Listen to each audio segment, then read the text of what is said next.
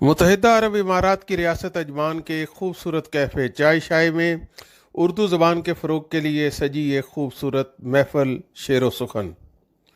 इस महफ़िल में अहले इल्म, दानश्वर और उर्दू ज़बान से प्यार करने वालों के अलावा साफ़ियों की बहुत बड़ी तादाद ने शिरकत की।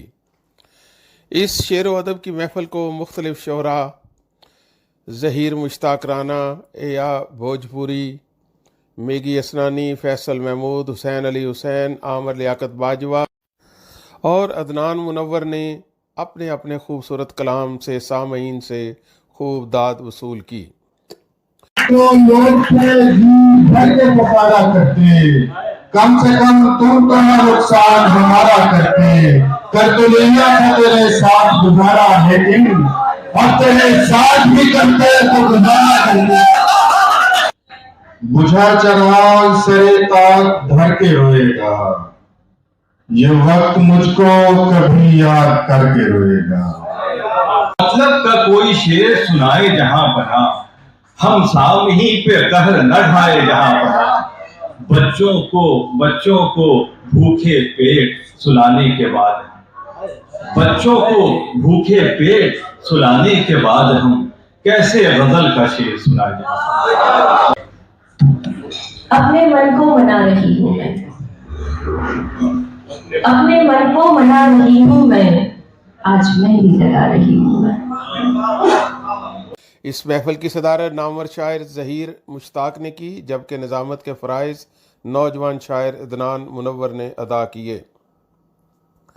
इस मौका पर मौसीकी का भी एहतमाम किया गया, जिसे शायकीन ने बेहद पसंद किया।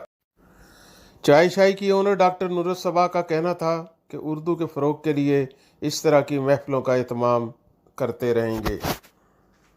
में एक मुशायरा रखा था, यहाँ के लोकल यूएई के जो उर्दू शायर हैं उनको हमने इनवाइट किया था।